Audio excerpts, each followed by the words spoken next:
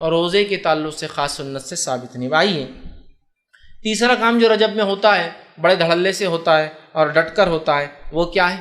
وہ یہ ہے کہ رجب کی 27 کی رات کو خاص طور سے شب معراج منایا جاتا ہے۔ الاسراء والمعراج، مسجد سج رہی ہے اور تیاریاں ہو رہی ہے، اور بہت سارے لوگ سال گزرنے کے بعد رجب کی 27 کو ان کو یاد آتا ہے اپن مسلمان ہیں، اب رمضان نزدیک آ رہا ہے، اب مسلمان ہیں، اپن نمازیں شروع کرنا رجب آ رہا ہے، پھر 15 کو ایک اور نئی رات مناتے ہیں شب برات، پھر یاد آتا ہے اب تو رمضان بہت نزدیک، 15 دن ہے، سدھر جاؤ، اور پھر آ جاتے ہیں رمضان، اور جب رمضان آتے اور اصلی رات آتی ہے تو ڈپلیکیٹ راتوں کے چکر میں اصلی رات ہاتھ سے چلی جاتی ہے۔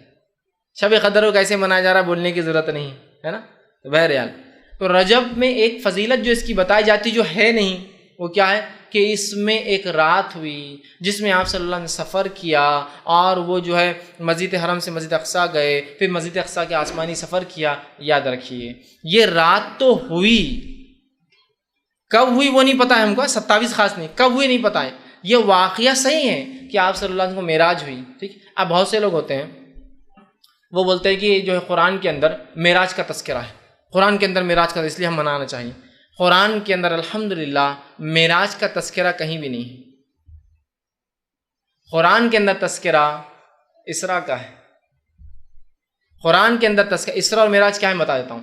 اسراء کہتے ہیں اس سفر کو جو آپ صلی اللہ علیہ وسلم نے مسجد حرم سے مسجد اقصیٰ طے کیا، یہ اسراء، اور معراج کہتے ہیں اس سفر کو جو مسجد اقصیٰ سے آسمان ہو۔ معراج کا مطلب ہوتا ہے چڑھنا، سیڑھیاں اوپر کی طرف جانا، وہ تذکرہ ہے۔ تو قرآن نے کہیں بھی معراج کا تذکرہ نہیں کیا، اسراء کا کیا۔ سبحان الذی اسریٰ، سورہ جو ہے بنی اسرائیل سورہ نمبر 17 آیت نمبر 1، سبحان الذی اسریٰ بعبدہ لیلا من المسجد الحرام الی المسجد الاقصی الذی بارکنا حولہ لنریہ من آیاتنا انہ هو السمیع البصیر۔ یہ آیت نے فرمایا کہ پاک بابرکت ہے وہ ذات جو لے گیا اپنے بندے کو رات کے ایک حصے میں مسجد حرام سے مسجد اقصیٰ کی طرف، جس کے اطراف ہم نے اپنی برکتیں پھیلا رکھی ہے، تاکہ جو ہے لنریہ من آیاتنا، اپنے بندے کو اللہ کے رسول صلی اللہ علیہ وسلم کچھ نشانیاں دکھائے اپنی۔ سمجھ رہے آپ؟ تو اسراء کا تذکرہ ہے، معراج کا تذکرہ قرآن میں کہیں بھی نہیں، اور ہم منا رہے ہیں کیا معراج، تذکرہ اسراء کا ہے۔ بہرحال تو یہ واقعہ ہوا، ہم واقعے کا انکار نہیں کریں کہ آپ صلی اللہ علیہ آسمان پہ گئے، وہ سفر ہوا، آپ مسجد حرم سے اقصیٰ گئے، آپ نے نماز پڑھائی وہاں امام انبیاؤں کو، وہاں سے پھر جبرائیل علیہ السلام سفر کر کے آپ کو براق میں بٹھا کر آسمانوں کی طرف لے گئے، پہلے آسمان، دوسرا آسمان، تیسرا آسمان، چوتھا آسمان، پانچواں، چھٹا، ساتواں آسمان پہ گیا، اللہ آپ سے ہم کلام ہوا، آپ کو کچھ آیتیں جو ہے سورہ بقرہ کی 2 آخری آیتیں دی گئی، اللہ رب العزت سے کلام ہوا، ابراہیم علیہ السلام سے ملاقات ہوئی، بہت ساری باتیں اس کے اندر آتی ہیں، ہم انکار نہیں کرتے ان کا، لیکن کسی چیز کے ہونا اس کے منانے کی دلیل نہیں ہے۔ نہیں واقعہ ہوا مطلب منایا جائیں گا، تو پھر فتح مکہ ہوا تو وہ بھی مناتے، فتح مکہ ہوا تو کیا وہ بھی مناتے؟ اپنے شہروں سے باہر جا کر پھر اونٹ اور گھوڑوں بیٹھ کے اپنے شہر میں آئیں گے کہ فتح مکہ ہوا تو آج تو منائیں گے۔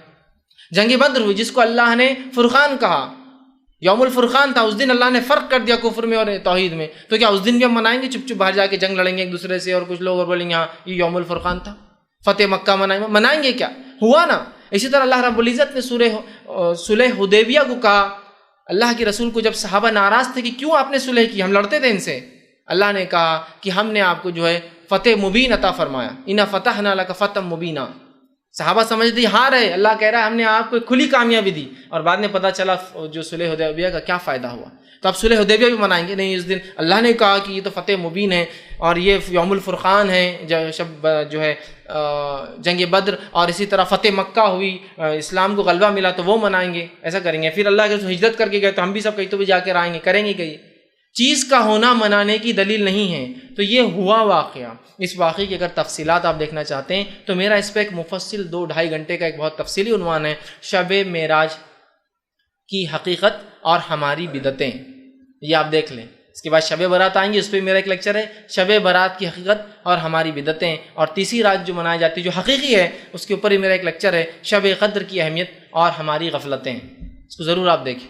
تو شب معراج کی حقیقتیں اور ہماری بدعتیں، اس میں نے بہت تفصیلی رکھا ہے کہ کسی چیز کا ہونا منانے کی دلیل نہیں۔ بہرحال تو اب اس رات کو یاد رکھیے، اس رات کو نبی اکرم صلی اللہ علیہ وسلم کے ساتھ وہ معجزہ ہوا جو آپ لے گئے، یہ رات 27 رجب تھی، اس کے بارے میں کوئی دلیل ثابت نہیں ہیں۔ اس معاملے میں امام نووی رحمہ اللہ نے 10 اقوال نقل کیے، 10 الگ الگ قول علماء کے نقل کیے، جن کے اندر سے ایک یہ ہے کہ جس سال آپ کو نبوت ملی اس سال یہ رات ہوئی، دوسرا قول یہ نبوت کے 5ویں سال، تیسرا قول یہ نبوت کے 8ویں سال، نبوت کے 10ویں سال، ہجرت سے 8 مہینے پہلے، ہجرت سے 16 مہینے پہلے، ہجرت سے 12 مہینے پہلے، ہجرت سے 14 مہینے پہلے، 8 12 14 اور 16 مہینے پہلے ہجرت سے، ٹھیک۔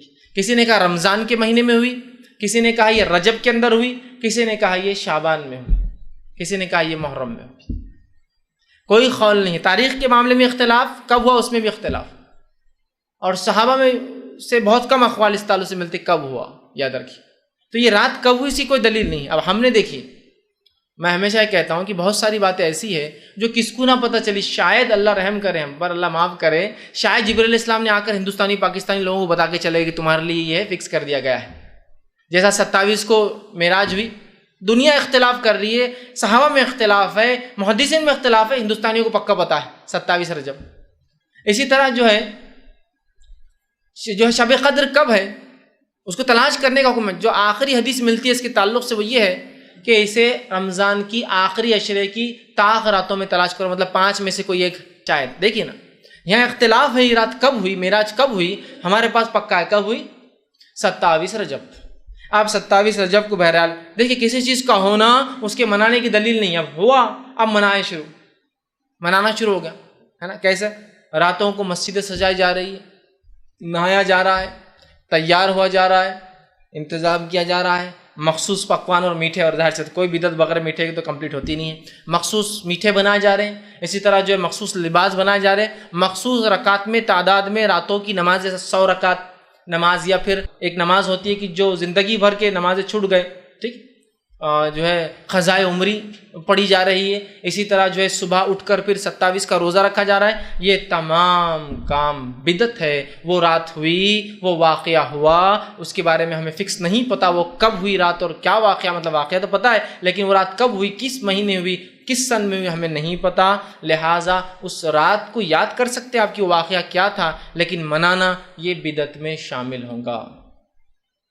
تو آپ دیکھیں کس دھڑلے سے اس رات کو منایا جا رہا ہے، جبکہ اس معاملے میں کئی اقوال صحابہ کے موجود ہیں اور کئی اختلاف اس معاملے میں جو ہے موجود ہے، لیکن اس کے بعد بھی 27 کو مخصوص منایا جا رہا ہے۔ مولانا عبدالحی لکھنوی رحمہ اللہ اس تعلق سے فرماتے ہیں، اور وہ کہتے تھے یہ جو بلاد ہند میں، مطلب ہندوستان کے اندر، وہ کہتے ہیں بلاد ہند میں مشہور ہے کہ شب معراج کی صبح کو روزہ رکھنا 1000 روزوں کے برابر ہے، تو یہ بالکل بے بنیاد اور بے اصل ہے۔